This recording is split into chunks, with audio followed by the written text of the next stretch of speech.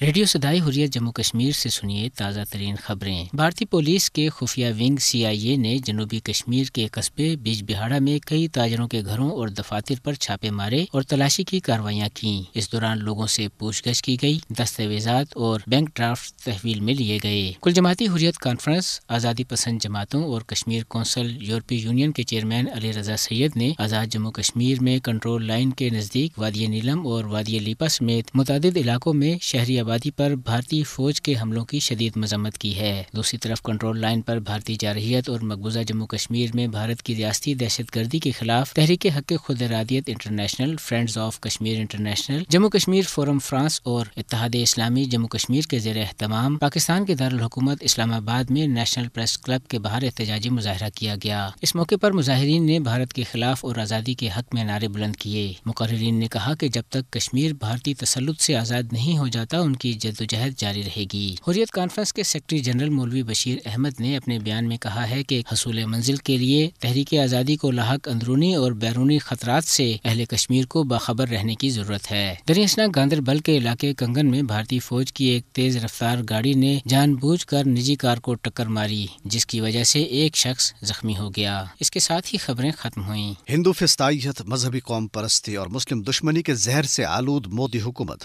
غیر قانونی طور پر زیر تسلط جموں کشمیر کے حریت پسند لوگوں کو عددی اور تہذیبی طور پر مغلوب کرنے کے گھناؤنے منصوبے پر پوری صورت کے ساتھ عمل پیرا ہے۔ گزشتہ سال 5 اگست کو پوری کشمیری قوم کو دنیا سے کاٹتے اور عملاً یرغمال بناتے ہوئے ان کے اس جداگانہ تشخص اور خصوصی حیثیت کو ختم کر دیا جسے انہیں کے ملک نے آئینی تحفظ دیا تھا، اور پھر کشمیریوں سے بڑھ کر یہ بھارت کے لیے اہم تھا کہ دفعہ 370 کے ذریعے ہی اس کا کشمیر کے ساتھ رہا سہا تعلق رہ گیا تھا۔ ووٹ کے حصول کے لیے کسی بھی حد تک جانے کا مودی سرکار کا مزاج ایک طرف، تاہم وہ اس بات سے بخوبی واقف ہے کہ لاکھوں فوج، غیر انسانی قوانین، پروپیگنڈا مشین اور سیاسی رشوتوں سمیت شیطنیت کے تمام ہتھ کنڈوں کے دہائیوں کے استعمال کے باوجود ایک بھی کشمیری کو زیر کیا جا سکا ہے نہ کیا جا سکتا ہے۔ چنانچہ انہوں نے یہی سوچا کشمیریوں کی مسلم اکثریت کو اقلیت میں بدل دیا جائے۔ اس حربے کو آزمائے اب 15 ماہ سے زائد کا عرصہ بیت چکا ہے۔ مودی اور ان کی جموں کشمیر پر قابض 15 لاکھ اور 1,000 فورسز اس بات کی بھی متحمل نہیں ہو پا رہی کہ وہ شہید کیے جانے والے نوجوانوں کی میتیں ان کے ورثہ کے حوالے یا کشمیریوں کو تیز رفتار انٹرنیٹ کی سہولت فراہم کریں۔ یاد کیجیے جب 5 اگست کی جارحیت کو اپنا جرأت مندانہ اقدام قرار دیتے ہوئے مودی، امت شاہ اور ان کے دوسرے سرخیل بھارتی عوام کو کہہ رہے تھے کہ بس 2 ماہ کی بات ہے، اب جموں کشمیر میں بھارت کے لیے تمام رکاوٹیں دور ہو جائیں گی۔ اگرچہ کشمیری اپنے بے مثال جذبے اور استقامت سے بھارت کے ان گھناؤنے حربوں کا کامیابی سے مقابلہ کر رہے ہیں، تاہم عالمی اداروں اور اقوام کی یہ ذمہ داری بنتی ہے کہ وہ بھارت کی طرف سے بین الاقوامی قوانین اور ضوابط کی ان ننگی خلاف ورزیوں پر اس کا احتساب کریں۔